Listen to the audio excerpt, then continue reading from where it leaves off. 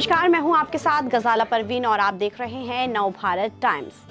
हर किसी का सपना होता है कि उसका अपना घर हो, लेकिन आज की बढ़ती प्रॉपर्टी और निर्माण की लागत इतनी ज्यादा है कि घर का सपना खुद की बचत से पूरा कर पाना आसान बात नहीं है। इसलिए घर के सपने को पूरा करने के लिए लोग होम लोन का सहारा लेते हैं।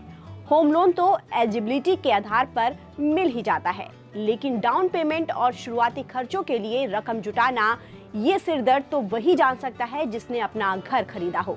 घर खरीदने के लिए कई लोग अपनी जमा पूंजी या पीएफ यानी कर्मचारी भविष्य निधि में जमा पैसों को निकाल कर डाउन पेमेंट करते हैं, क्योंकि पीएफ में सालों की नौकरी के दौरान एक अच्छी रकम जमा हो जाती है और उससे तुरंत फंड मिल जाता है।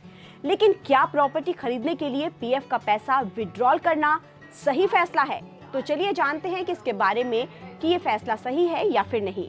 लेकिन उससे पहले हम ये जानते हैं कि पीएफ विड्रॉल करने के क्या फायदे हैं। पहला, अगर आपकी ईपीएफओ में अच्छी राशि जमा है तो डाउन पेमेंट के लिए ईपीएफ से निकासी करना फायदेमंद हो सकता है। इसके अलावा आप लोन का अमाउंट कम करने के लिए भी पीएफ का पैसा निकाल सकते हैं। अगर लोन का बोझ कम करना हो तो भी आपकी ईएमआई इन पैसों से हल्की हो सकती है। दूसरा फायदा, होम लोन पाने में कई दस्तावेजी प्रक्रियाएं होती हैं, लेकिन वहीं ईपीएफ विड्रॉल से फंड जल्दी मिल सकता है। अगर आपको डाउन पेमेंट तुरंत करना हो या कभी आप किसी वजह से लोन की ईएमआई ना चुका पा रहे हैं तो पीएफ के पैसों का इस्तेमाल करके आप काम चला सकते हैं। अगर होम लोन लेंगे तो आपको इंटरेस्ट प्लस प्रोसेसिंग फीस और लंबी अवधि की ईएमआई वगैरह तमाम चीजों से आपको गुजरना पड़ेगा, जबकि ईएफ विड्रॉल एक बार का हल हो सकता है। इसमें ये सब झंझट आपको नहीं होगी। तो चलिए अब ये जानते हैं कि पीएफ विड्रॉल के क्या नुकसान हैं। वैसे तो ईपीएफ का अहम मकसद रिटायरमेंट के बाद आर्थिक सुरक्षा देना है। अगर आप घर पर पैसा लगा देंगे तो आगे रिटायरमेंट पर आपके पास कम बचत रहेगी। इसके अलावा ईपीएफ पर अच्छा खासा ब्याज मिलता है। लॉन्ग टर्म में आप इससे मोटा फंड जमा कर सकते हैं। लेकिन अगर आपने रकम निकाल ली है तो आपको फंड नहीं बना पाएंगे और फ्यूचर में आपको मुसीबत का सामना करना पड़ सकता है। अगर आप मकान खरीदने के लिए पीएफ पूरी तरह से निकाल लेंगे तो बाद में अचानक हेल्थ, एजुकेशन या फिर नौकरी बदलने जैसी आपात स्थिति आएगी तो आपको पैसा सुरक्षित नहीं मिल पाएगा। फाइनेंशियल एक्सपर्ट सलाह देते हैं कि पीएफ विड्रॉल आखिरी ऑप्शन होना चाहिए। पैसों की जरूरत है तो पीएफ से पहले एफडी वगैरह दूसरे ऑप्शन से पैसों का इंतजाम करें, क्योंकि पीएफ पर आपको इनके मुकाबले ज्यादा बेहतर रिटर्न मिलता है। अब आप सोच रहे होंगे कि फिर हमें पीएफ के पैसे कब निकालने चाहिए, तो रुकिए, हम आपको बता देते हैं कि आप पीएफ के पैसे कब निकाल सकते हैं। अगर आपकी पीएफ में पर्याप्त बैलेंस है और आपको पता है कि फ्यूचर के लिए भी आपके पास सेविंग्स है तो आप पीएफ का पैसा निकाल सकते हैं। अगर आप लोन लेना चाहते हैं या फिर ईएमआई चाहते हैं कि आपकी लोन की कम आए और होम लोन की ब्याज दरें कम आए, उस बोझ से आप बचना चाहते हैं तो आप पीएफ का पैसा विड्रॉल कर सकते हैं। लेकिन अगर आप अभी युवा हैं और रिटायरमेंट बचत शुरू कर रहे हैं तो पीएफ का पैसा निकालने की गलती बिल्कुल ना करें। अगर पीएफ के पैसों के अलावा आपके पास कोई और इमरजेंसी सेविंग नहीं है तो भी आप पीएफ के पैसे को हाथ ना लगाएं।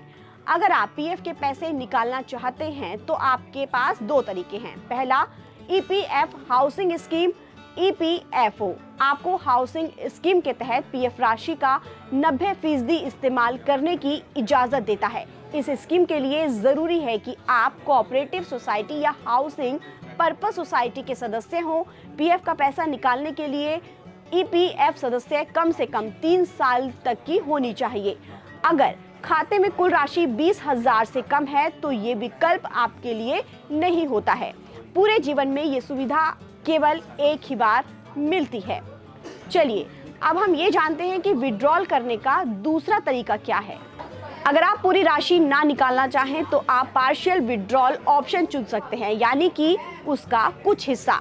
इसके लिए आमतौर पर ईपीएफओ में 5 साल की सदस्यता होनी चाहिए। जमीन प्लॉट के लिए आप अपनी बेसिक सैलरी और महंगाई भत्ते का 24 गुना तक निकाल सकते हैं। मकान खरीदने और बनवाने के लिए बेसिक सैलरी और महंगाई भत्ते का 36 गुना तक आप निकाल सकते हैं।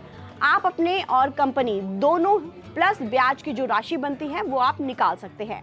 अब आपको ये बता देते हैं कि आप पीएफ विड्रॉल कैसे कर सकते हैं।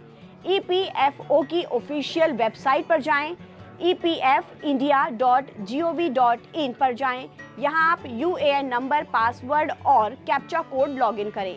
मैनेज केवाईसी में जाकर अपनी जानकारी अपडेट करें। Online service, claim form number 31, 19 और 10C पर क्लिक करें। अपनी ज़रूरत के हिसाब से आप क्लेम टाइप को चुनें और फिर सबमिट कर दें। अगर आपके डॉक्यूमेंट सारे सही होंगे तो करीब 10 दिनों के अंदर आपके पीएफ की राशि आपके अकाउंट में आ जाएगी। जब आप मकान या कोई प्रॉपर्टी खरीदते हैं तो वो एक ऐसा एसेट होता है जिसकी समय के साथ कीमत बढ़ती है। ऐसे में अगर आप एक एसेट को खरीदने में पीएफ का फंड का इस्तेमाल करते हैं तो ये गलत फैसला नहीं होगा, लेकिन इसके लिए भविष्य को ध्यान में ना रखना गलत हो सकता है। आपको रिटायरमेंट, आपातकालीन खर्च, बच्चों की पढ़ाई वगैरह का भी पूरा ख्याल रखना होगा। अगर उसके लिए आपके पास कोई और व्यवस्था है तो आप पीएफ का इस्तेमाल कर सकते हैं, लेकिन अगर आपके पास बहुत सेविंग नहीं है तो पीएफ फंड को खर्च करने से बचें, क्योंकि भविष्य में ये बड़ा फंड बनकर आपको बहुत मदद कर सकता है।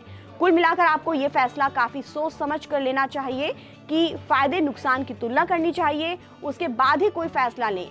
डिसीजन लेते समय भविष्य की सुरक्षा का खास ख्याल रखें। ताज़ा अपडेट के लिए आप बने रहिए नवभारत टाइम्स के साथ।